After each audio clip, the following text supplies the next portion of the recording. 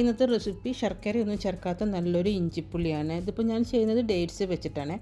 ശർക്കരേനെക്കാട്ടും ഒന്നും കൂടെ ടേസ്റ്റ് കൂടുതലാണ് കേട്ടോ ഇങ്ങനെ ചെയ്യുമ്പോൾ. കൂടാതെ നല്ല ഹെൽത്തിയുമാണ്. അപ്പോൾ എങ്ങനെയാണെന്ന് നോക്കാം. വീഡിയോ കണ്ടുകൊണ്ടിരിക്കുമ്പോൾ തന്നെ നിങ്ങൾക്ക് ഇഷ്ടമാണെങ്കിൽ ഒന്ന് ലൈക്ക് ചെയ്ത് സപ്പോർട്ട് ചെയ്യണം. ഈ ഒരു അളവിലാണ് ഇപ്പം ഞാൻ പുളിയെടുത്തത്. ഇതിലേക്ക് കുറച്ചൊരു ചൂടുവെള്ളം ഒഴിച്ചിട്ട് 10 മിനിറ്റ് റെസ്റ്റ് ചെയ്യാൻ വെച്ച് കൊടുക്കണേ. പിന്നെ വേണ്ടത് 10 ഡേറ്റ്സ് ആണ്. ഇതും കുറച്ചൊരു ചൂടുവെള്ളത്തിൽ 10 മിനിറ്റ് വെക്കണേ. ഈ പാനിൽ കുറച്ചൊരു വെളിച്ചെണ്ണ ഒഴിച്ച് കൊടുക്കാം. കുറച്ചൊരു കടുകിട്ട് കൊടുക്കുന്നുണ്ട്. കടുക് പൊട്ടി വരുമ്പോൾ വേപ്പിലയും 2-3 വറ്റൽമുളകും ചേർത്ത് കൊടുക്കുന്നുണ്ട്. പിന്നെ ഒരു 1/4 കപ്പോളം ഇഞ്ചി ചെറുതായിട്ട് കട്ട് ചെയ്തിട്ട് കൊടുത്തിട്ടുണ്ട്. ഇഞ്ചി നന്നായിട്ടൊന്ന് മൂത്ത് കിട്ടണേ.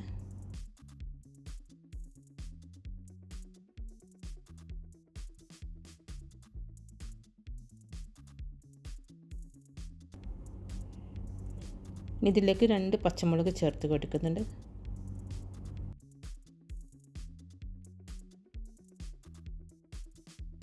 അപ്പോൾ ഇതാ ഇഞ്ചിയും പച്ചമുളകും നന്നായിട്ട് മൂത്ത് വന്നിട്ടുണ്ട്. ഇനിയിപ്പോൾ ഡേറ്റ്സ് വെള്ളത്തോട് കൂടിയാണ് ഞാൻ ചേർത്ത് കൊടുക്കുന്നത്. ഞാനിപ്പോൾ ഒരു 10 മിനിറ്റോളം ചൂടുവെള്ളത്തിൽ കുതിർത്ത് വെച്ചതാണ്. ഇനിയിപ്പോൾ ഡേറ്റ്സ് ഒന്ന് വെന്ത് കിട്ടണം കേട്ടോ. ഈ വെള്ളത്തിൽ തന്നെ കിടന്നിട്ട് ഡേറ്റ്സ് ഒന്ന് വെന്ത് കിട്ടണം. ഒരു 5 മിനിറ്റ് ഒന്ന് അടച്ച് വെച്ച് കൊടുക്കട്ടോ. ഇപ്പോൾ ഇതാ ഡേറ്റ്സൊക്കെ നന്നായിട്ട് വെന്ത് വന്നിട്ടുണ്ട്. നമ്മൾ പുളിവെള്ളം ഒഴിച്ച് കൊടുക്കുന്നുണ്ട്. ഞാനിപ്പോൾ അരിച്ചിട്ടാണെന്ന് ഒഴിച്ച് കൊടുത്തത്.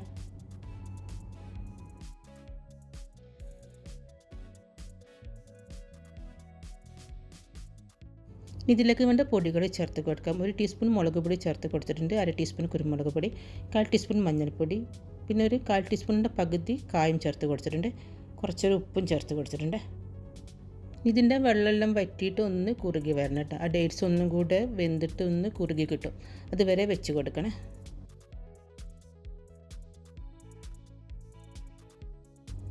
ഒരു 5 മിനിറ്റ് ഇങ്ങനെ അടച്ച് വെച്ച് കൊടുക്കട്ടോ. അപ്പോൾ ഇതാ വെന്തിട്ട് ഇതിൻ്റെ എണ്ണയെല്ലാം തെളിഞ്ഞ് വന്നിട്ടുണ്ട്. ഒന്നും കൂടെ കുറുക്കി എടുക്കട്ടോ.